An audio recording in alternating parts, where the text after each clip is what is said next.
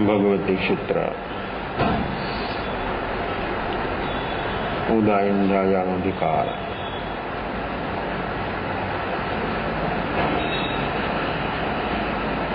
ઉદાયન રાજાની વર્તમાન અવસ્થા કેટલી ને કેવી અદ્ભુત। ગ્રસ્ત ધર્મમાં રહી કેટલી ઊંચાઈઓ સુધી પહોંચી શકાય છે।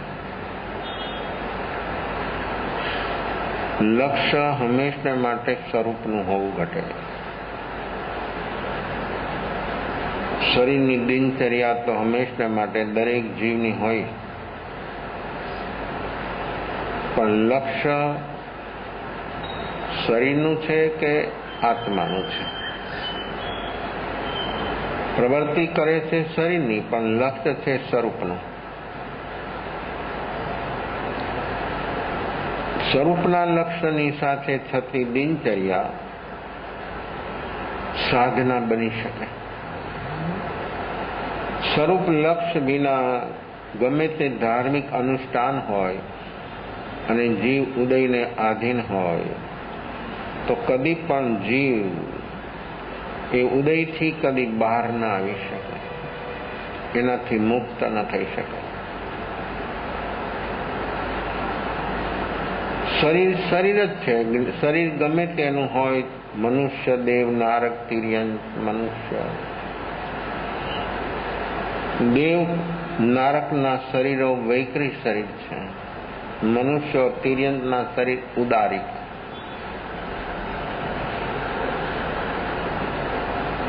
એનો બદલાવ પ્રતિક્ષણ થઈ રહ્યો છે। કોઈ પણ શરીર હોય, એક નહીં, સમસ્ત 5 શરીરમાંથી કોઈ પણ શરીર હોય, પ્રતિક્ષણ બદલી રહ્યું છે। એ અનુભવ વ્યક્તિને ક્યારે થાય? એ દિનચર્યામાં વ્યક્તિ જોડાણી અને એને સ્વરૂપનું જો લક્ષ્ય હોય તો જરૂર આ શરીર પ્રતિક્ષણ બદલી રહ્યું છે, અનિત્ય છે, એવો એને મહેસૂસ થયા વગર રહી ન શકે। શરીર જ કેન્દ્રમાં હોય, સ્વરૂપ ભૂલાઈ ગયું હોય, ઉદયયોગ સંયોગને જીવાધીન હોય, ત્યારે સામે પરમાત્મા હોય તો એને પરમાત્મા ન દેખાય। આ જીવની કેવી કેવી અવસ્થાઓ છે અને જીવ કઈ કઈ રીતે અનંત કાળથી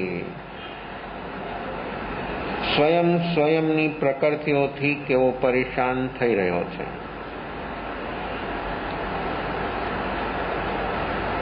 પ્રકૃતિ છે સામે નિમિત્ત છે, પણ વર્તમાનમાં જ્યારે વ્યક્તિ બેહોશ હોય ત્યારે એ નિમિત્ત અને પ્રકૃતિ બેનું જોડાણ થઈ જાય।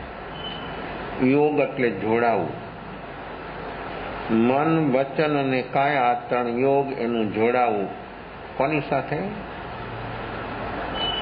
ઉદયયોગ સંયોગની સાથે એકરૂપ થવું, એટેચમેન્ટ। મનનું એટેચમેન્ટ આ ઉદયની સાથે સતત ચાલે છે, એક ક્ષણ માટે વિરામ નથી। વિરામ ત્યારે જ બને, એનું અંતર ત્યારે જ બને કે વ્યક્તિ વર્તમાનમાં સ્વરૂપનું લક્ષ્ય હોય ને જાગરણ સાક્ષી ભાવ હોય તો। લક્ષ્ય ન હોય, જાગરણ સાક્ષી ભાવ ન હોય તો આ ઉદયથી કોઈ પણ કાળે જીવ અલગ થઈ શકતો નથી। મુક્તિનો અધિકારી જીવ હોય તો પણ જ્યાં સુધી ઉદયયોગ સંયોગથી અલગ ન થાય, મુક્ત થવું છે ઉદયયોગ સંયોગથી, એ તો સતત ચાલે। એક ક્ષણ માટે એનો વિરામ નહીં તો મુક્તિ કોની થાય? એ તો ચાલવાનું જ છે। એ ચાલવાનું કારણ પણ વ્યક્તિની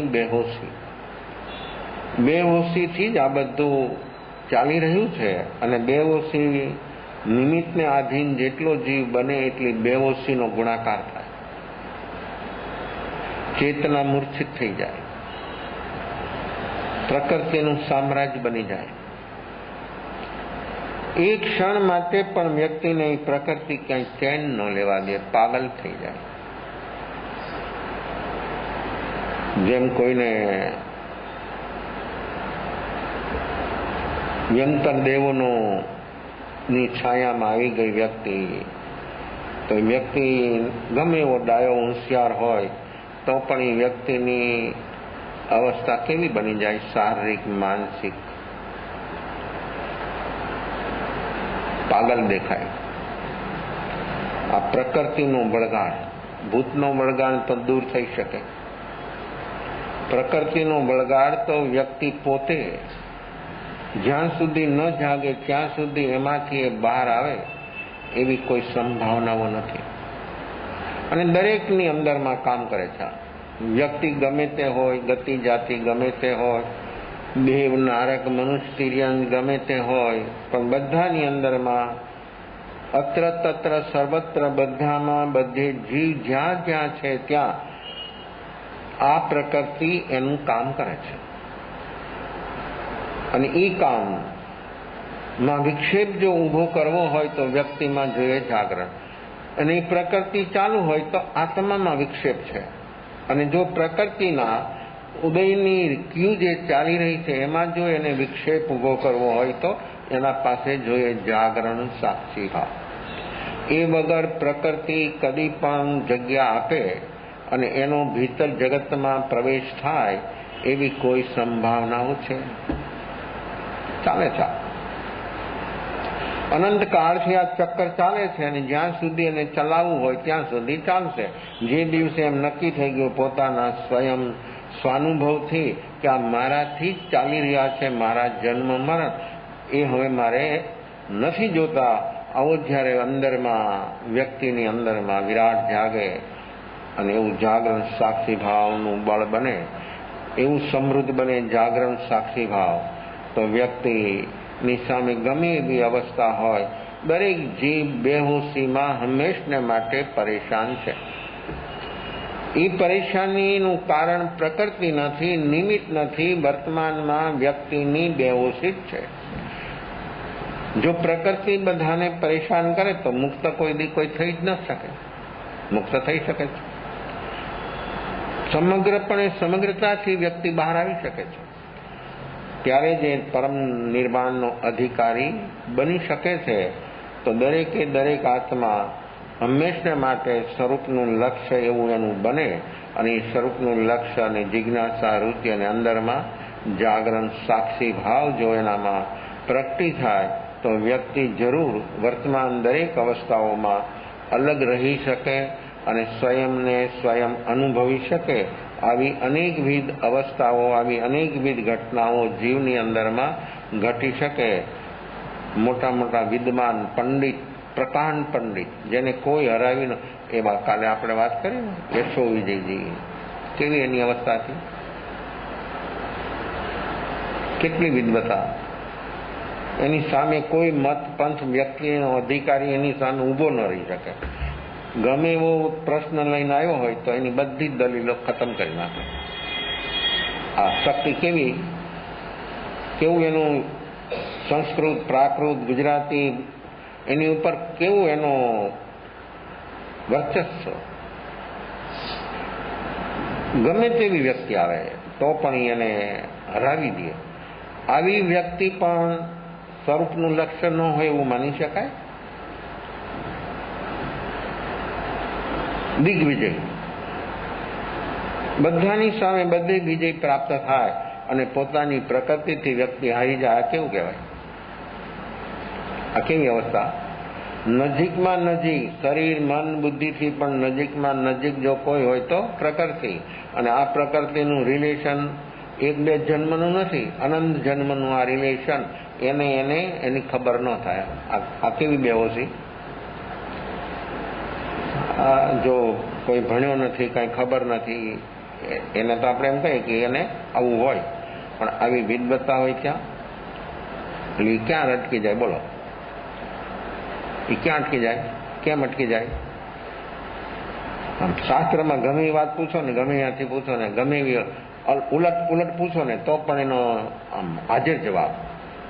એને વિચારવું પડે એમ નહીં કે આ ઉભા રહ્યો થોડી વાર હું વિચારીને જવાબ આપું. કોઈ પણ પ્રશ્ન હોય ગમે તેવા પ્રકારનો આમ આટી ઘૂંટી વાળો તો પણ એ વ્યક્તિ તાત્કાલિક એનું ત્યાં ને ત્યાં એનું સમાધાન આપી દે અને પોતાના અંદરમાં પોતાને પોતાનું સમાધાન નહીં. આ કેવી અવસ્થા જો આ પ્રકૃતિ મેન ઈગો કેટલો વ્યાપક હશે એવા. તો બેહોશીમાં જે જીવો જીવે એની શું હાલત? જો વિદ્વતા છે, બુદ્ધિનો વિષય છે. બુદ્ધિ જેની પાસે પ્રકાંડ બુદ્ધિ હોય એ આવો વિદ્વાન બની શકે, ABCDની A to Z ડિગ્રી લઈ શકે અને યુનિવર્સિટી તો લખી દે એટલે એને ડિગ્રી આપી દે. એ ડિગ્રી જે લીધી તો બુદ્ધિનો વિષય છે. આ તો અંદરમાં રહેલી પ્રકૃતિઓની જંજીરો છે એમાંથી જેને બહાર નીકળવું હોય એ વ્યક્તિની અંદરમાં જોઈએ જાગરણ સાક્ષી ભાવ. અને આવું જાગરણ સાક્ષી ભાવ હોય તો જ વ્યક્તિને પોતાને પોતાની વર્તમાન જે પ્રકૃતિઓ પરેશાન કરી રહી છે એ એને દેખાય. વ્યક્તિ નિમિત્તને કેમ પકડે છે? કેમ પકડાય છે નિમિત્ત? પછી નિમિત્ત કોઈ પણ હોય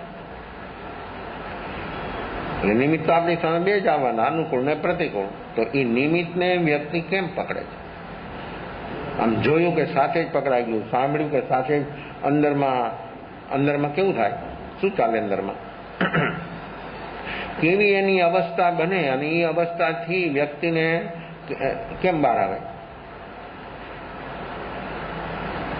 એક ક્ષણની અંદરમાં 5 ઇન્દ્રિયો જે છે આપણી પાસે એને અનુરૂપ સામે જ કોઈ પણ નિમિત્ત ઉપસ્થિત થયું ત્યારે વ્યક્તિની અંદરમાં અવસ્થા કેવી બની જાય?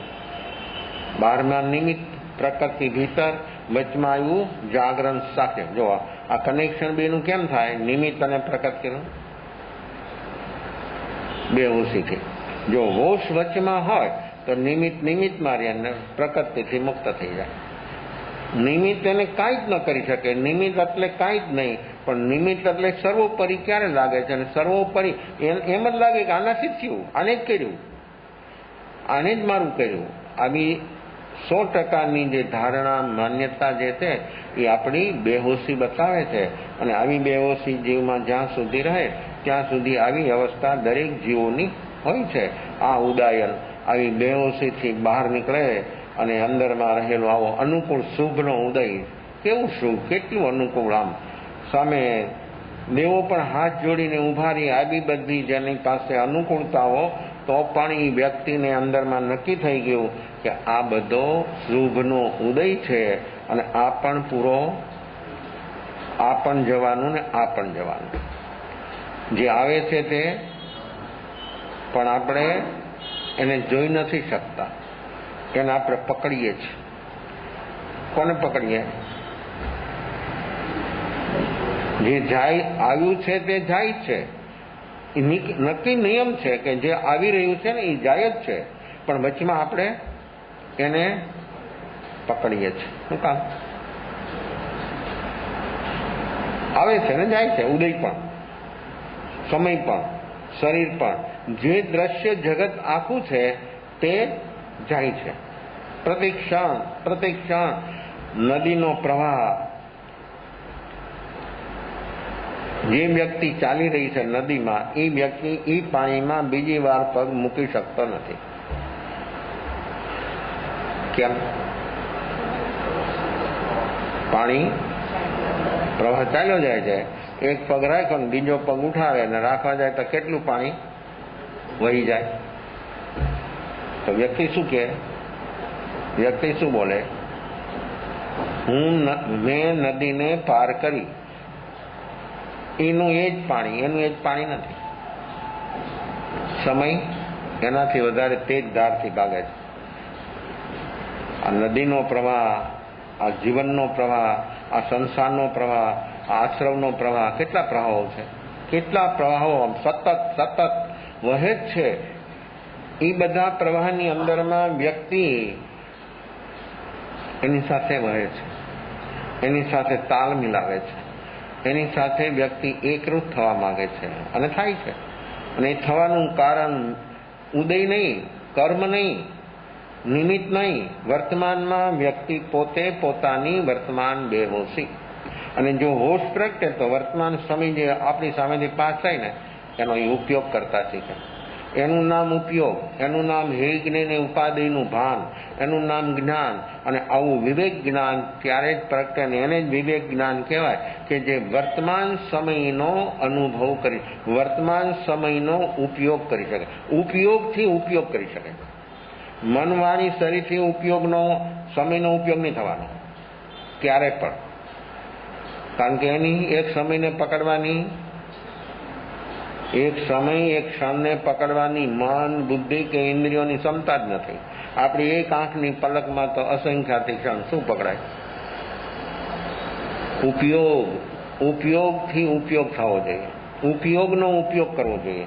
ઉપયોગ આવો જ્યારે ઝકઝોર બને ત્યારે એ સમયનો ઉપયોગ કરી શકે. એટલે જો સમયનો ઉપયોગ કરતા શીખો તો એ સમય એટલે આત્મા થઈ ગયો. બોલો સમય, એ સમયને એને નીચોવી નાખ્યો. ક્યાં સમયને?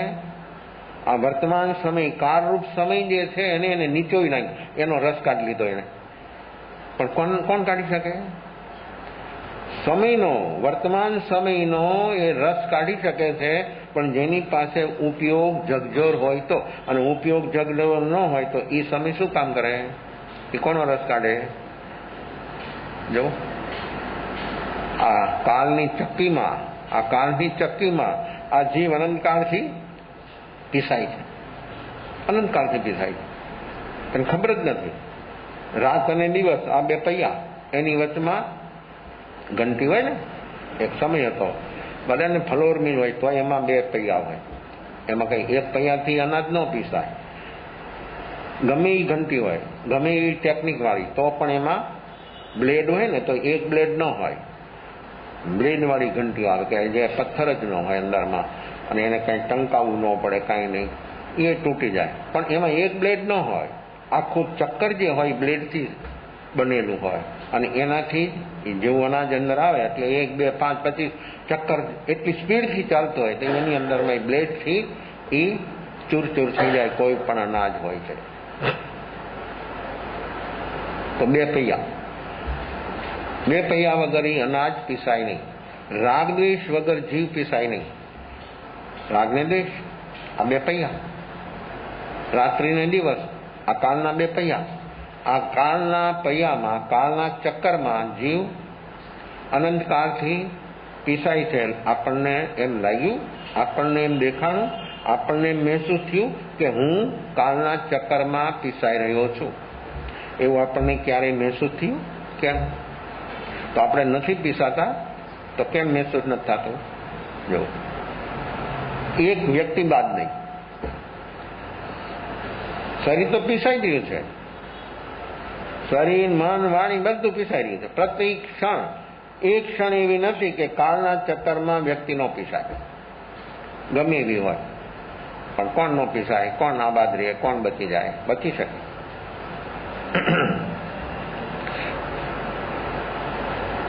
કબીર અને કમાલ બે જઈ રહ્યા છે.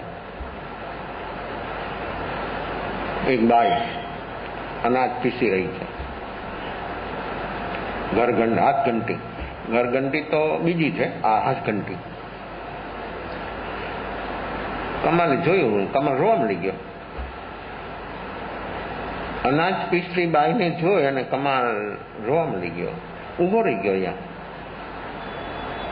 આ તમે કઈ તમાશો જોવા ઉભા રહ્યો, અને બધે જ્યાં જાઓ છો, ફરવા બાદે જાઓ છો ને, ક્યાંય અભ્યાસ કેમ?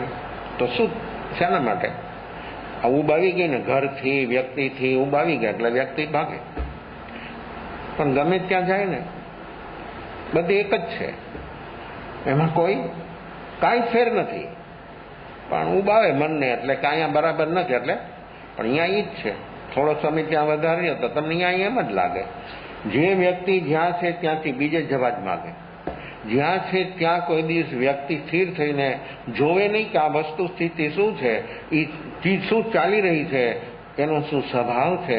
એક વખત કોઈ પણ પૂદગલ માત્રનો અભ્યાસ થઈ ગયો અને એના ગુણધર્મને વ્યક્તિએ જાણી લીધો એટલે 14 રાજલોક ક્ષેત્રમાં, દેવલોકમાં, નરકમાં, તિર્યંશમાં, મનુષ્યમાં, અમેરિકામાં, ઇંગ્લેન્ડમાં, લોકમાં ગમે ત્યાં જાઓ, પૂદગલ સિવાય શું? પૂદગલ સિવાય શું?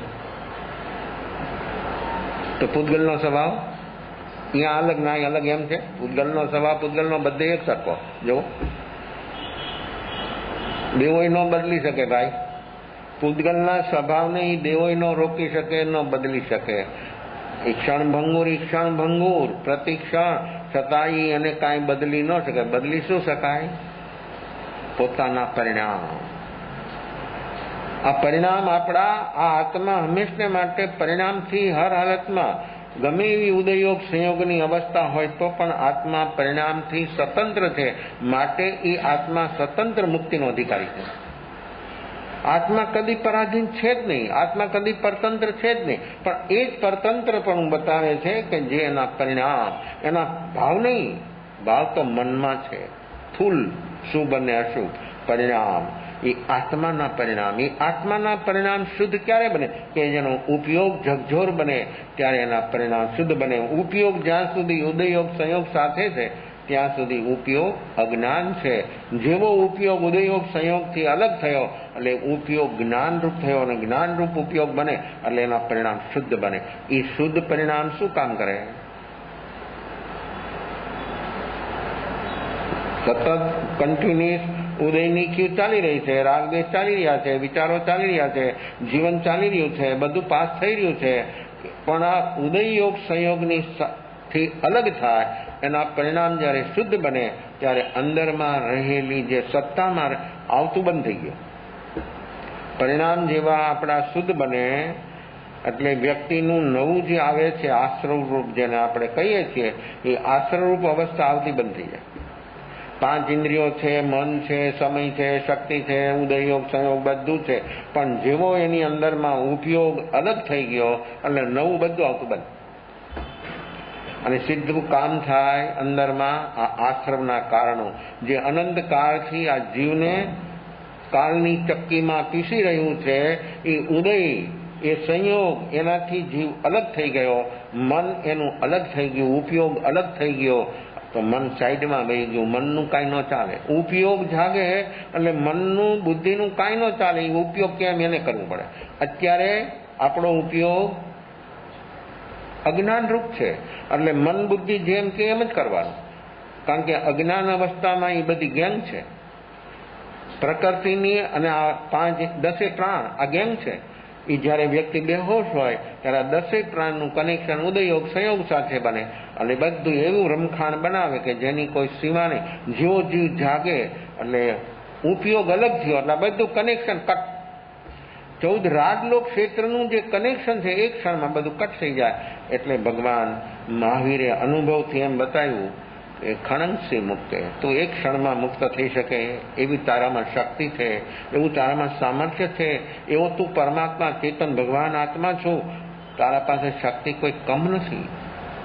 એ શક્તિનું તને દર્શન ત્યારે થશે, એ શક્તિનો અનુભવ તને ત્યારે થશે કે જ્યારે તારો ઉપયોગ જાગશે. ત્યારે જ્ઞાન ઉપયોગ બનશે ત્યારે તું પરમાત્મા, તું ત્યારે મનુષ્ય નહીં, તું દેવ નહીં, તું નારક નહીં, તું તિર્ય. જ્યારે અંદરમાં ઉપયોગ આવો જગજોર બની ગયો ત્યારે હું પરમાત્મા છું. એટલે જ આનંદ ગંજે કીધું ને, નમો મુજ નમો મુજ. કેમ? પરમાત્માનું દર્શન થઈ ગયું. પછી પરમાત્મા ભક્ત અને ભગવાન પછી અલગ રહેતા નથી. આવી અવસ્થા જીવની વર્તમાનમાં એવી અદ્ભુત બને કે જેની કોઈ સીમા નહીં. તો આ કબીરને કમાલ જઈ રહ્યા છે અને કમાલોનું જોઈ, દ્રશ્ય જોઈને ઉભો રહી ગયો, રોવા મળી ગયો. કબીરે જોયું કે કમાલ, નામ કેવું કમાલ, મન કેવું, આપણું મનની કેવી કમાલ અવસ્થા છે. આપણું મન કેવી કમાલ કરે, ક્ષણ ક્ષણમાં ક્યાંથી ક્યાં અને ભટકાવી દે છે ને. જો મનના માધ્યમથી, મનના તલથી જે જીવ જીવે ભટકી જાય, 100% ભટકી જાય. ગમે તે હોય ને, મન બુદ્ધિના તલ ઉપર જીવનાર વ્યક્તિ ઉદયયોગ સંયોગમાં ભટકી જાય અને ઉપયોગના તલ ઉપર આવે એટલે મન બુદ્ધિ ઇન્દ્રિયો બધા સાધન બની જાય, મુક્તિમાં સહયોગી બની જાય, બધું સહયોગી બની જાય. કોઈ એને પછી વચમાં આવે નહીં ને આવી બધા એને સહયોગ આપે. કોઈ આપણે ચાલ્યા જતા હોય ને કોઈ પથ્થર નાખે તો એ પથ્થરના પગ એનું પગથિયું બનાવો, એના પર પગ મૂકીને જાય. એને હટાવવો નહીં, એને કંઈ કરવું નહીં. પણ માણસ એ હટાવવાને બદલે એની સાથે ઝઘડવા માંડી જાય, એની સાથે જીવાજોડી કરવા માંડી જાય. પણ માણસ એનો ઉપયોગ કરતા શીખે કે એને પથ્થર ફેંકો, બરાબર, કેટલો ભલો માણસ છે કે મારે આ કીચડ પાર કરીને જવું તો એને મારી પહેલા એને આ પથ્થર ફેંકો તો એનું ઉપર પગ મૂકીને ગયો જાય.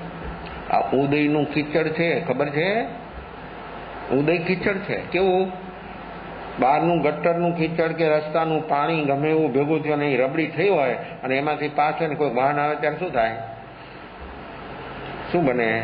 કપડાં, શરીર, એનું શું થાય? તમે કોઈ વાહનમાં આવી તો પણ ખુલ્લા વાહનમાં હો તો શું થાય? અને પાયદલ ચાલતો ને આવે તો શું થાય? એનાથી પણ આ બહારના છે તમે કપડાને ધોઈ નાખો, વ્યુ જાય, ગમે એવા ડાગે તો શરીર બગડી તો સાફ કરી શકાય. પણ અંદરનું જે આ કીચડ, ઉદયનું કીચડ, એની અંદરમાં આ કોણ ખરડાયેલો છે? શરીર નહીં, મન નહીં, વાણી નહીં, કોણ? આ ઉદયના કીચડમાં 24 કલાક એની સાથે એક રૂપ એવો ખરડાયેલો છે. એ કોણ સાફ કરશે? એ કોણ સફાઈ કરશે? બહારની બધી સફાઈ આપ લોકોને ખબર છે. ગમે તે પ્રકારની બહારની હોય તો આપ ગમે ત્યાંથી ટેકનિક લઈ આવો ને ગમે ત્યાંથી સાધન લઈ આવો ને બધું બરાબર થઈ જાય. અંદરની સફાઈ ક્યારે થાય? કેમ થાય? અંદર તો મલિનતા ક્ષણ વધતી ચાલે છે, વધી જ રહી છે. એ મલિનતા, એ રાગ, ઉદયનું કીચડ, એટલું એની સાથે મન છે, એની સાથે જો મન એની સાથે છે તો અશુભ, વાણી એની સાથે છે અશુભ, શરીર એની સાથે છે અશુભ, ઉપયોગ એની સાથે છે અજ્ઞાન. જો એ જેવો ઉપયોગ એ ઉદયના કીચડથી અલગ થયો ને ઉપયોગ જ્ઞાન થઈ ગયો, મન શુભ થઈ ગયું. શુભ કરવાથી ન થાય અને એક ક્ષણ શુભ કરવાથી થશે તો એક ક્ષણ જ રહેશે, બીજી ક્ષણ અશુભ જ આવવાનું. કારણ કે અહીંયા કર્તાપણાનો ભાવ રહે છે. કર્તાપણાનો ભાવ આવ્યો એટલે ઉદય આવી ગયો, ઉદયની સાથે એનું કનેક્શન થઈ ગયું. કર્તાપણાના ભાવમાં હંમેશને માટે જીવનું કનેક્શન ઉદયયોગ સંયોગ સાથે છે.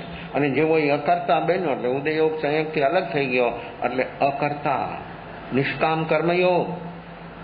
કર્મ કરે ને કર્મ ન થાય, નિષ્કામ કર્મ, કોઈ ઈચ્છા નહીં, કોઈ અપેક્ષા નહીં, કોઈ માગ નહીં. આવું નિષ્કામ કર્મ જીવ ક્યારે થાય? ઈચ્છા જ નહીં, કોઈ અપેક્ષા જ નહીં, કોઈ માગ જ નહીં. અને ઈચ્છા અપેક્ષા આવી તો શું થાય? જેની ક્વોલિટીની ઈચ્છા ન અપેક્ષા હોય ને એ ક્વોલિટીનું દુઃખ થાય. અને ઈચ્છા કોઈ દી પૂરી થાય નહીં, તૂટે જ. આ નિયમ છે. તો આવી ઈચ્છા અને અપેક્ષા ત્યારે જ જીવની અંદરમાં ઊભી થાય છે. પછી નજીકની વ્યક્તિ સાથે જ અપેક્ષા વધારે. તરાહિત વ્યક્તિ હોય એની સાથે શું હોય? નજીકમાં જે ફેમિલી મેમ્બરો હોય એની સાથે જ અરસપરસ આપસમાં આવી અનેક પ્રકારની અપેક્ષાઓ માણસના મનની અંદરમાં ઊભી થાય. અને પછી પૂરી ન થાય એટલે શું થાય? એ શું કરે? ઘર્ષણ. અપેક્ષા પૂરી ન થાય એટલે ઘર્ષણ. અને ઘર્ષણમાં બે વસ્તુ ટકરાય એટલે ત્રીજી ચીજ થાય. એ ખબર છે? બે ચીજ જ્યાં પણ ટકરાય અહીંયા ત્રીજી ચીજ નવી આવે.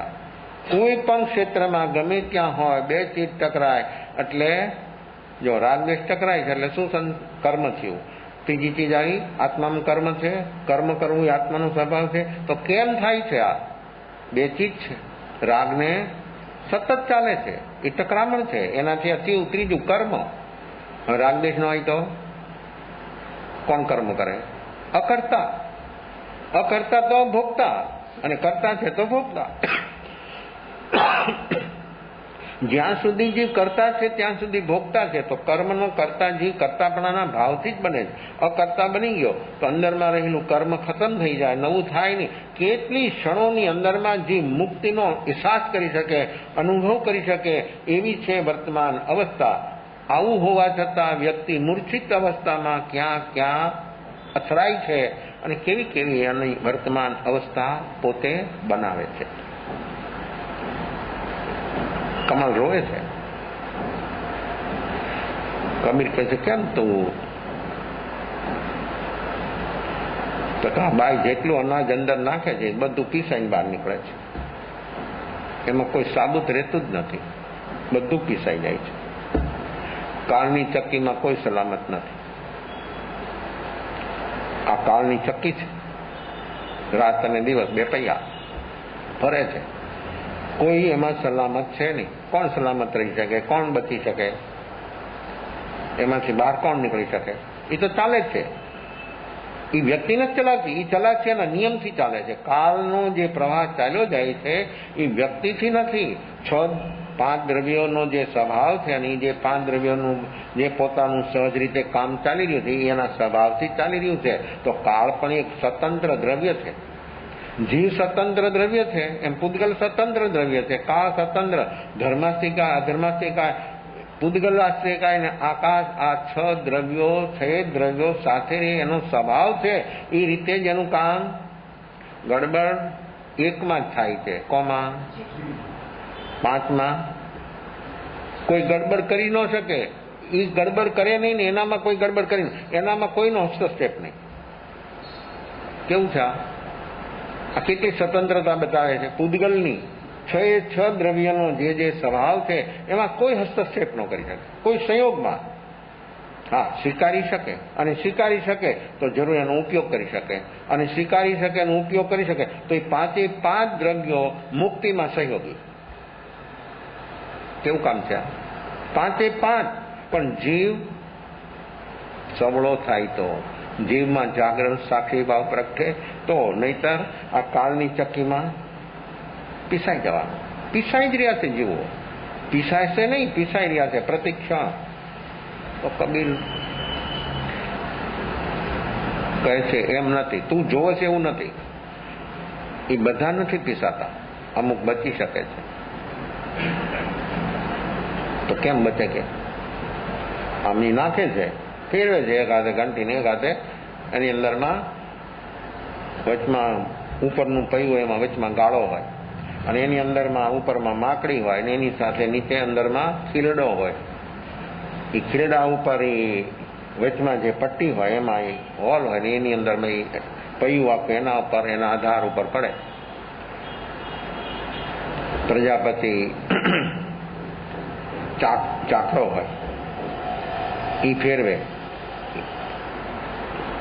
નીચે સ્ટેન્ડ હોય, એની અંદરમાં ખીલ્લો હોય, ખીલ્ડો કહેવાય એને. લાકડાનો પણ હોય, એને લોખંડનો પણ હોય, પણ 99% લાકડાનો હોય. કારણ કે લોખંડ છે એ અવાજ કરે, એ ઘસાય.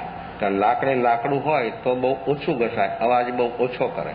જો અહીંયા કેવી માણસ બુદ્ધિ લગાડે છે કારીગરો પણ, કે લાકડું અને લોખંડ બે ભેગું જો થાય તો લાકડાને જલ્દી ઘસી નાખે. પણ લાકડે લાકડું હોય તો, પણ માણસો કે લાકડે માકડું હોય ને. બુદ્ધિશાળી દેવુભાઈ કોકને લાકડે માકડું ભટકાડી દે, શું થાય? શું થાય? અનુભવો છો ને. આ લાકડે માકડું એટલે જેની સાથેની કોઈ યોગ્યતા નથી ને ત્યાં બેયનું કોઈ માણસ હોય ને વચમાં, આના દલાલો હોય. કેવા? બધે દલાલો લ્યો, બધામાં દલાલ. તો એ દલાલી લઈ લે ને ઓલાને લાકડે માકડું ભટકાડી દે, અને જિંદગી આખી શું કરે? આખી જિંદગી શું થાય? ઘર્ષણ. લાકડે માકડું અહીંયા તો ઘર્ષણ જ હોય, અહીંયા બીજું કઈ હોય જ નહીં. અમથું ઘર્ષણ ચાલે છે તો પછી આવું અહીંયા તો પૂછવાનું શું હોય? તો આવી બધી અવસ્થાઓ જીવમાં ચાલે છે. તો એ પહેલો જે ઉપરનો પથ્થર હોય, નીચેનો તીર હોય,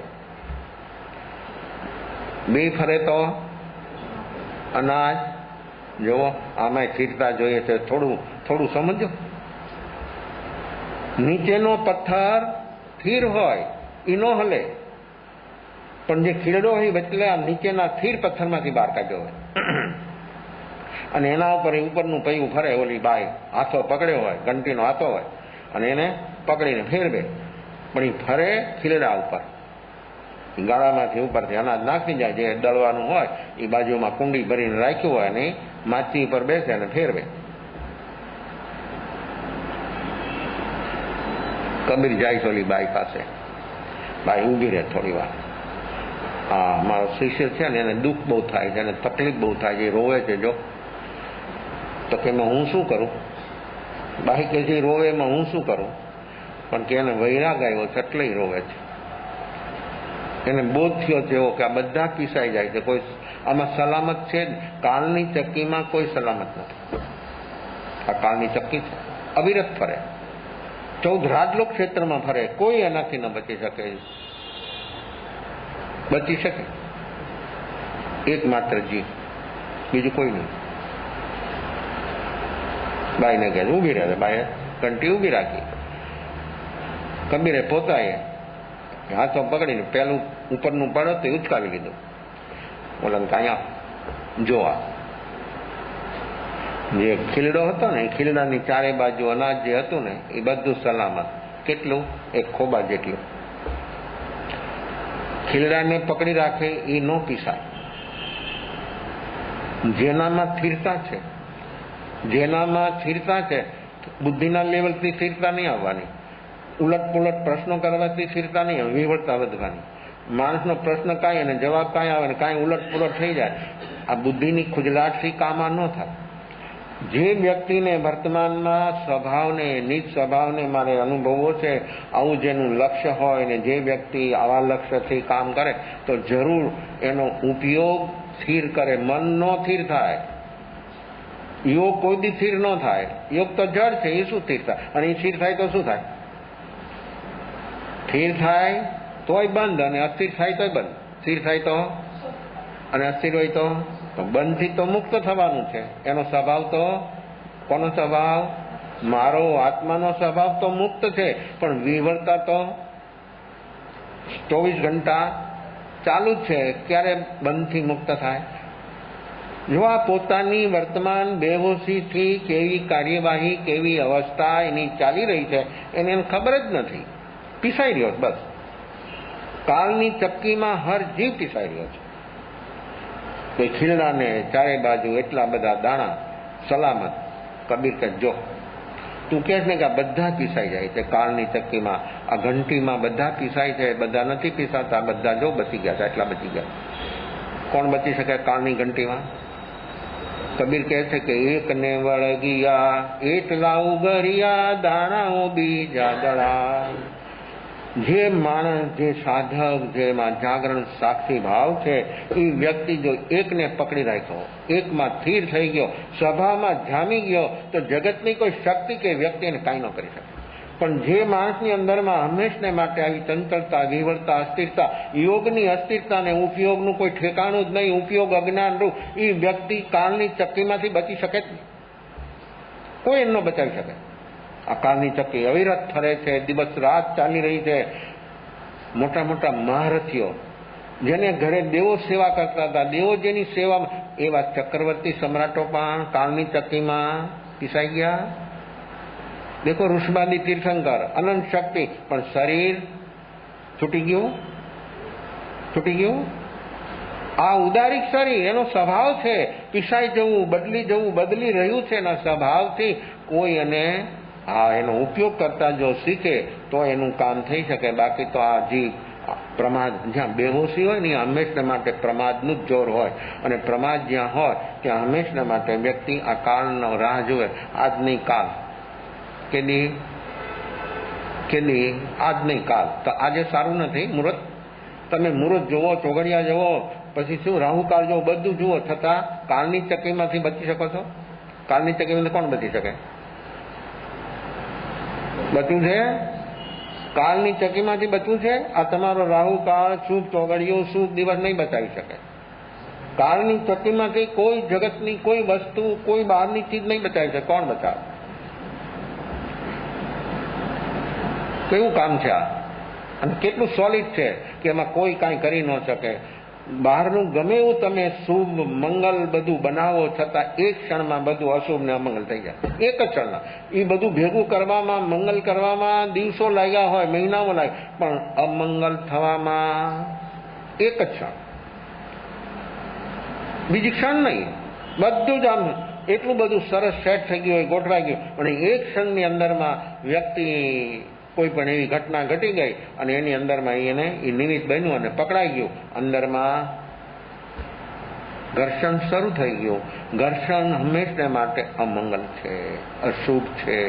આપણું વધારેમાં વધારે નુકસાન આ કાળની ચક્કીમાં વ્યક્તિ બેહોશીથી જીવે છે એટલે એનું અમંગલ થયું છે. અને અમંગલ થઈ રહ્યું છે. મંગલ તો ત્યારે જ થવાનું, તેનું જ થવાનું કે જે વ્યક્તિ વર્તમાનમાં એક ખીલડો, કોણ? શ્રદ્ધા. આ શ્રદ્ધા કેટલી મજબૂત! વિશ્વાસ નહીં, વિશ્વાસ તો ઘણા ને ઘણા ઉપર હોય, અવિશ્વાસે થઈ જાય. વિશ્વાસમાં અવિશ્વાસ થાય, સંશય ઉભા થાય. અને જ્યાં સંશય ઉભો થયો ત્યાં બધું જ તમારે જીવન, કોઈ પણ વ્યક્તિ વચ્ચે સંશય ઉભો થયો કોઈ પણ વાતમાં એટલે ખરા સંશય કીડો છે, એને બેસવા જ ન દે, શાંતિની વાત નથી, અંદરમાં હળવળા જ કરે. પણ શ્રદ્ધા અને વિશ્વાસ બે અલગ ચીજ છે. શ્રદ્ધા તો ભીતરથી જન્મે. એ શ્રદ્ધાનો કીડો એટલો મજબૂત છે કે એને જે પકડી રાખે એ બચી જાય. તેનાથી આ કાળની ચક્કીમાંથી સલામત બચી જાય અને આ મનુષ્ય જન્મ ભવ પાર થઈ જાય, મુક્તિનો સામે કિનારો એને દેખાઈ જાય તો અમે બસ એક જ કદમ છે ને એક કદમ જો મારું ઉઠી જાય. આવી શ્રદ્ધા વ્યક્તિની અંદરમાં કેવી છે? શ્રદ્ધાનો જન્મ થાય એટલે બીજો જન્મ થાય છે. શ્રદ્ધા જન્મે એટલે વ્યક્તિ મુક્તિની તરફ એનું પ્રયાણ થઈ ગયું. શ્રદ્ધા જન્મે એટલે વ્યક્તિ બદલી ગઈ, ભીતરથી એનો બદલાવ થઈ ગયો. એના રૂપ રંગ નો બદલાય, બહારના દેદાર નો બદલાય, પણ ભીતરથી બદલી જાય. બહારથી બદલવાનો આપણો બધો હંમેશને માટે પ્રયાસ રહ્યો છે અને આપણે બહારથી બદલવા માટે તૈયાર પણ છીએ, પણ ભીતરથી બદલવા માટે આપણી કોઈ તૈયારી નથી. આ એક શ્રદ્ધા એવી મજબૂત જો જીવની અંદરમાં પ્રગટી થાય તો જરૂર આ જીવનો જન્મની ગણતરી ત્યાંથી શરૂ થાય. શ્રદ્ધા વગરના અનંત જન્મો અને શ્રદ્ધા જન્મે એટલે ગણતરીના ભવોની અંદરમાં વ્યક્તિ આ સંસારના સાગરની પાર થઈ જાય. આવી શ્રદ્ધાને જે વ્યક્તિ જીવનની અંદરમાં અડગ પડે એટલે શ્રદ્ધા સમ્યક દર્શન પણ થાય તો પણ જો પાછો એમાંય સંશય થાય. એના અતિચાર છે. સમ્યક દર્શનના 5 અતિચાર. પહેલું સંશય, શંકા. હું કરું છું એનું પરિણામ હશે કે નહીં હોય, અને હશે તો શું હશે? આવો સંશય અંદર થયો. શ્રદ્ધા સમ્યક દર્શન નિશ્ચયથી પ્રગટ્યું, 7 પ્રકૃતિનો પ્રયોગ થયો અને પ્રગટ્યું અને છે. અને આવો સંશય થયો તો હું જે કરું છું એનું ફળ કેવું હશે, એનું પરિણામ હશે કે નહીં હોય. આવો અંદરમાં આટલો સંશય ઉભો થાય તો ક્ષયોક્ષમ સમ્યક દર્શન એને રાહ ન જુએ કે તું સ્થિર જ નથી. તને તારામાં સંશય થયો, ખલાસ. કોનામાં સંશય થયો? પોતામાં, પોતાની વર્તમાન અવસ્થાનો. અંદરમાં આવું સમ્યક દર્શન બોધિ બેઠું છે ને તને સંશય થાય છે, તો એ વ્યક્તિની કેવી અવસ્થા? તો જેની પાસે બોધિ નથી એના સંશયનો કેટલા અને કેવા? જેની પાસે આ ચીજ છે જ નહીં એ વ્યક્તિની માનસિક અવસ્થા કેવી હોય, કેવી આપણે કલ્પી શકીએ? અને બોધિ ન હોય ત્યાં સુધી દરેક વ્યક્તિને પોતાની અંદરમાં આવા અનેકવિધ સંશયો, અને એ સંશયોથી જ વ્યક્તિ હંમેશા માટે પરેશાન, દુઃખી, એટલો દુઃખી અને જેના ઉપર જેને ડાઉટ હોય અમુક પ્રકારનો એના અંદરમાં તો આર્ત રૌદ્ર ધ્યાન સિવાય દિવસ રાત બીજો કોઈ પ્રોડક્શન જ રાત દિવસ રાગ દ્વેષ આર્ત રૌદ્ર ધ્યાન આ સિવાય બીજું કાંઈ જ ન ચાલે તો એ વ્યક્તિ કેની બહુ પાર થાય, કેની બહાર આવે? આ સંશય વ્યક્તિની અંદરમાં વ્યક્તિને કેટલો પરેશાન કરે છે દિવસ રાત. વ્યક્તિને આવા સંશય અંદર ચાલતા હોય તો નીંદ પણ ન આવે, ખાવાનું પણ ચૂકી જાય, ખાવાનું ભાવે, દર્દ શરૂ થઈ જાય, શરીરની અંદરમાં દર્દ શરૂ થઈ જાય અને માણસ સંશયથી ઉપર ઉઠી જાય તો શારીરિક માનસિક બધી રીતે વ્યક્તિ સ્વસ્થ બની જાય. આ છે આપણી વર્તમાન અવસ્થા. તો આમાં અનેક પ્રકારના સંશય. તો શંકા સમ્યક દર્શનનો અતિચાર છે. પહેલો શંકા.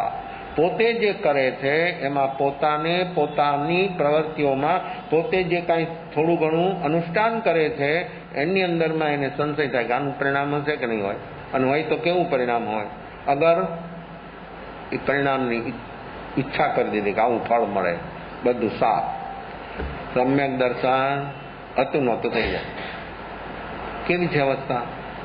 ક્યાં કઈ રીતે જીવો આવી વસ્તુ પામીને પણ એને પચાવી નથી શકતા, એને સાચવી નથી શકતા. મળી ગયું, નિર્વિકલ્પ અવસ્થા એની આવી ગઈ. કોઈ પણ ઘટના ઘટી અને એવું જાગરણનું બળ હતું તો વ્યક્તિને આવું સમ્યક દર્શન સ્પર્શી ગયું, આવી ગયું, પણ એનું સંવર્ધન થવું જોઈએ, એને બધવા જ જોઈએ. એ અંદરમાં એનું શુદ્ધિકરણ થવું જોઈએ. ક્ષયોપશમ છે તો ઉપશમ છે તો ક્ષાયકમાં. જો અહીંયા ઊભું તો રહેવાનું જ નહીં. કોઈ પણ ક્ષેત્રમાં, બહારમાં કે ભીતરમાં, જેમ બહારમાં વ્યક્તિ એડજસ્ટમેન્ટ ઇન્વેસ્ટમેન્ટ કરે છે તો કેટલો વિકાસ કરે છે. અર્થ ઉપાર્જનમાં વ્યક્તિ કેટલો વિકાસ કરે છે, અને એની પાસે અરબો ખરબો હોય તો પણ વ્યક્તિ એમ કહે છે ના હજી જરૂર છે. તો સમ્યક દર્શન માટે વ્યક્તિની વર્તમાન દ્રષ્ટિ કેવી, અને એના માટેનો આ આત્માથી સમૃદ્ધ બનવા માટે, આ ભીતરની આત્માની સમૃદ્ધિનો અનુભવ કરવા માટે આ સમ્યક દર્શન પહેલું નિધાન છે. ચક્રવર્તીના 9 નિધાન પુણ્યથી મળે. સમ્યક દર્શન રૂપ નિધાન પુણ્યથી ન મળે. જન્મ પુણ્યથી મળ્યો, કયો આ મનુષ્ય જન્મ પુણ્યથી મળ્યો. સમ્યક દર્શન પુણ્યથી ન મળે. હા, એવું પુણ્ય એનું ઓર બલવાન હોય તો પરમાત્મા સુધી એને પહોંચાડી દે. પણ પરમાત્માની ઓળખાણ પુણ્યથી ન થાય. પરમાત્માની ઓળખાણ તો વર્તમાનમાં એની રુચિ કેવી છે, એની જિજ્ઞાસા કેવી છે, એ રુચિ ને જિજ્ઞાસા જેવા પ્રકારની હોય તે રીતે તે જીવને એની ઓળખાણ થાય. જિજ્ઞાસા ને રુચિ ન હોય તો એ પરંપરા હોય, માન્યતા હોય, રૂટિંગ હોય, એ રીતે કામ કરતો હોય. પણ જ્યારે અંદરમાં જિજ્ઞાસા, એટલે ધર્મ એ વ્યક્તિની ખોજ છે. ધર્મ એ પરંપરા નથી, ધર્મ એ માન્યતા નથી, ધર્મ એ ધારણા નથી. ધર્મ એ તો ખોજ છે, પોતાની ખોજ પોતાએ કરવાની. કોઈ બોલે એ માની નથી લેવાનું. ધર્મ તો અનુભવ કરવાની ચીજ છે. તો લોકો સાંપ્રદાયિક માન્યતામાં જે જીવો હોય એ બધા માની લે કે આ કે છે, પણ માનવાથી કઈ અનુભવ નહીં થવાનો. એ માન્યતામાં રોકાઈ જવાનું.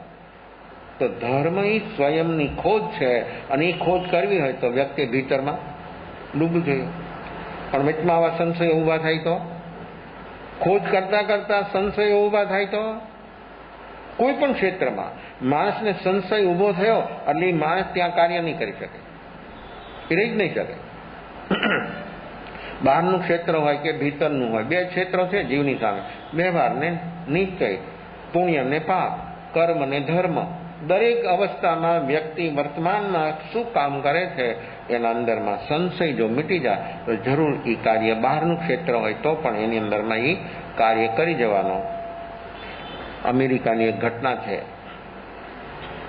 ભૂતશાસ્ત્રીઓએ અમુક જમીનનું સર્વે કર્યું અને નક્કી થયું કે આ જમીનની અંદરમાં સુવર્ણ છે, સોનું. આ ભૂતશાસ્ત્રીઓ બધું તપાસ કરે. ડાયમંડની ખદાન હોય, સોનાની, મેટલ, બધી કિંમતીમાં કિંમતી, બધી ચીજો કિંમતી જે છે એ બધી જમીનમાંથી જ બહાર આવે છે. તો નક્કી થયું, અને પછી તો બધાને ખ્યાલ આવ્યો, અને લોકોએ એ એરિયાની જમીનો ભાવ જે હતો એનાથી અનેક ગણો બન્યો. લોકોએ માંડી ખરીદવા. બિલકુલ ઉજ્જડ જમીન પડી હતી, જેની કોઈ મફતમાં પણ ન લે એવી જમીનની કેટલી કિંમત બની ગઈ. એક કોઈ કરોડપતિ અરબોપતિ આદમીએ નક્કી કર્યું કે મારે આ જમીન લેવી છે. એટલી પૈસી એની પાસે સંપત્તિ હતી અને જબરજસ્ત જમીન ખરીદી. એણે અંદરમાં પહાડો પણ હતા, ખરીદી. એટલી મોટી મશીનરી લાવ્યો, કારણ કે ખોદકામ કરવું હતું ને, ચાલે છે કામ, બધું શરૂ થઈ ગયું. આજુબાજુમાં બધાએ જેને જેને જમીન લીધી તે બધાને સોનું મળવા માંડ્યું. એટલે નક્કી થઈ ગયું કે આમાં સોનું છે. પણ આ માણસે જે જમીન લીધી એ જમીનની અંદરમાં ઘણું ઊંડું ખોદ્યું મશીનથી. માણસો તો લિમિટેડ કામ કરી શકે, તો પણ એમાં એની બધી સંપત્તિ લગાવી દીધી. એને અંદરમાં જેટલી એની પાસે સંપત્તિ હતી બધી મશીનરીમાં, જમીનને મશીનરીમાં લગાવી દીધી. 100, 200, 500 ફૂટ જવા અંદર જાય છે નીચે, તો પણ સોનું નથી મળતું. થકી ગયો, સંશય થયો કે આમાં બાજુમાં છે, અહીંયા નથી. સંશય થવા માંડ્યો. અને આ સંશય એટલો બધો મજબૂત બન્યો કે હું તો બધું મારું ખતમ થઈ ગયું, મારી પાસે કાંઈ છે જ નહીં, હું આને વેચી દઉં. પણ લોકોને ખબર થશે ને કે વેચી દઈશ તો આમાં સોનું તો નથી, કોણ લેશે? તો પણ જે પૈસા આવ્યા વેચી દઉં. જાહેરાત આપ્યા કે આ જમીન, આટલી જમીન છે, આટલા એકર, આ બધું સેટ છે, મશીનરી. આ એક માણસ આવ્યો, એ કે મને આમાં રસ છે. બે સામે બેસીને આમને સામને નક્કી થઈ ગયું, ઓલે લઈ લીધું. આને સંશય થયો કે હવે અહીંયા આ જમીનમાં આટલું બધું ગહરાઈમાં ઊંડાણમાં હું ગયો, છતાં આમાં મને જે જોઈએ છે એ આમાં સુવર્ણ નથી. વેચાઈ ગયું, લઈ લીધું ઓલાએ. ઓલો ફ્રી થઈ ગયો. જો માણસને આવ્યું કામ હોય ને, જયારે માણસ વેચી દે ને એને ધારેલાથી થોડા પણ પૈસા વધારે આવે તો માણસને શું લાગે? કેટલો હળવો થઈ જાય, કેટલો હલકો લાગે. શું થયું એમાં? શું બન્યું એમાં? એ હતું એનું હતું ને, હવે એનું મટી ગયું. શેનાથી? જમીન તો એની જ છે ને, એ જ જગ્યાએ છે ને. એનું શું હતું ને શું મીટી ગયું? એનું શું આવ્યું ને શું ગયું? તો છોડવાનું શું આવ્યું? અને છોડે છે શું? જીવો દોડે છે ક્યાં? કરે છે શું? અંદરમાં રહેલો મારાપણાનો જે લગાવ છે એ લગાવ તૂટી ગયો, ફ્રી થઈ ગયો. ઓલું બધું સેટિંગ હતું, મશીનરી બધું. ઓલા કે આપણે ખોદો, જવા દો. આ જે એને ખોદ્યું તો એમાંથી એક જ ફૂટ અંદર ગયું અને હોનું નીકળી ગયું. અને હોનું તો કેટલું નીકળ્યું? આ જે આજુબાજુમાં બધા જે કામ કરતા હતા એનાથી અનેક ગણું. સમગ્ર માટી સોનું. ઓલા એ સાંભળ્યું, પછી શું થાય? ઓલા વેચી દીધું ને, પણ વેચી દીધું તો પણ એને એમ થયું, અને સાંભળ્યું તો શું થાય? એને શું થાય? જો આ સંશય કોઈ પણ ક્ષેત્રમાં કોઈ પણ જીવને ક્યાંય શાંતિથી રહેવા દે નહીં. કોઈ પણ હોય ને, ગમે એવી વ્યક્તિ હોય, ગમે એવી હસ્તી હોય, પણ સંશય અંદર ઉભા થયો, છીન ભીન અંદરથી આખી અવસ્થા જ એની અલગ પ્રકારની બની જાય. તો આવા અનેક પ્રકારના સંશયો, તો આધ્યાત્મિક ક્ષેત્રમાં આશંકા, આવી સંશય આવા તો અહીંયા નિધાન શું યોજાય? આ સમ્યક દર્શન રૂપ નિધાન. આ તો સુવર્ણની ખદાન હતી. અને ઓલા જો સંશય મૂકી દીધું ને એક જ ફૂટ ખોદાનું, ત્યાં સોનું થઈ ગયું. એની પાસે અરબો ખરબો હતા, તો હવે પછી કેટલો હિસાબ લગાવવો આપણે? એની જેટલી તાકાત હતી એ બધું એને કામ કર્યું, તો વધારેમાં વધારે એને સંપત્તિ મળી. આ સંશય દૂર થયો વ્યક્તિનો, અને એને હિંમત કરી અને સાહસ કરી. એમ વ્યક્તિ આધ્યાત્મિક ક્ષેત્રમાં વર્તમાનમાં જેની પાસે આવું જાગરણ સાક્ષીભાવ હોય એ જ હિંમત કરી શકે અને ભીતરમાં ડૂબી શકે. ભીતરમાં કેટલા ફૂટ દૂર છે સમ્યક દર્શન? આ સમ્યક દર્શન રૂપ નિધાન છે ભીતરમાં કેટલું દૂર છે, કેટલું ઊંડાણમાં છે, કેટલું ઊંડાણમાં છે? 12 તો જમીન છે, અને પહેલી નરકનો જે આ ઘન છે 1000 યોજન છે. આ પહેલી નરક આપણે જે પૃથ્વી પર બેઠા છીએ 1000 યોજન છે એનો. પછી આવે પહેલી નરક. તો આપણી અંદરમાં આ બુદ્ધિ, આ સમ્યક દર્શન કેટલું ઊંડાણમાં છે, કેટલું દૂરીપણું છે એનું? ક્યારે પ્રાપ્ત થાય? કેમ થાય કામ? જીવ જો જાગી જાય તો અહીંયા ક્ષણોમાં કામ થાય. દિવસો, મહિનાઓ, કલાકો નહીં, ક્ષણોમાં કામ થાય. આવી છે વર્તમાનમાં, અને એ જરાય દૂર નથી. મન, બુદ્ધિ, શ્વાસોશ્વાસ, શરીર ઘણા દૂર છે. આ ચીજ એનાથી નજીક છે. તો આવી ચીજને આપણે અનંતકાળથી આ ચક્કર, આ કાળના ચક્કરમાં જે પીસાર્યો છે એને હજી સુધી એનો અનુભવ નથી થયો. આશ્ચર્ય નથી લાગતું? આટલું બધું નજીક જે નિધાન છે, જે ખજાનો છે, એને કોઈ દિવસ હજી સુધી અનુભવમાં આવ્યું નથી. તો એક આશ્ચર્યનું પણ આશ્ચર્ય છે કે આવી ચીજ એની છે, એની પાસે, છતાં એને હજી સુધી, તો એને શું કામ કર્યું? આ સંશય ક્યાંય શાંતમાં રહેવા દે, ક્યાંય બેસવા જ નહીં દે. ચાર ગતિમાં ગમે ત્યાં જાય પણ એ સંશય આત્મા છેદન ભેદન થઈ જાય, પોતાના પરિણામની અવસ્થા આવી વિપરીત બની જાય, સંશયથી મુક્ત થાય. અને જો વ્યક્તિ ભીતરમાં ડૂબી જાય તો ભીતરમાં ધ્યાનથી ભીતરમાં ડૂબાય. અને જે જેવો આવી ધ્યાન સાધનામાં ભીતરમાં ડૂબી શકે છે એને આવું આ નિધાન, આત્માનું નિધાન એને પ્રાપ્ત થયા વગર રહી ન શકે. તો આવું પ્રાપ્ત કરવા માટે દરેક આત્માઓ વર્તમાનમાં સદભાગી બને, સ્વરૂપનું લક્ષ્ય કરે અને આવું જાગરણ સાક્ષી ભાવ પ્રગટાવવા માટે તૈયાર બને. એવી શુભ મંગલ ભાવના વિશેષ ભાવભેદ અવસર ઉપર ચદારી મંગલં અરિયંદા મંગલં સુધા મંગલં સૌ મંગલં વૈવલી ગણંદો મંગલં ચદારી લઘુતમા અરિયંદા લઘુતમા સુધા લઘુતમા સાહુલગુતમાંગેલી પનંદો ધૂલગુતમા જદારે શરણં ભૌજામિ હરિહંતા શરણં ભૌજામિ સિદ્ધા શરણં ભૌજામિ સાહુ શરણં ભૌજામિ કેવલી પનંદં ધમં શરણં ભૌજામિ ચાર મંગલંગાર્તમ યાર સંગરજેવ સાગરમાનરદય સકલ કર્મણોણિયંદમોક્ષતના સકલયનન ભાવદરી જેવનંગા જેવતરયુંગયા સંસારમાની શરણાજાર શરણમે ગૌ જે નરનારી આદ્રે અક્ષય અવિચલ બદો અંગોઠે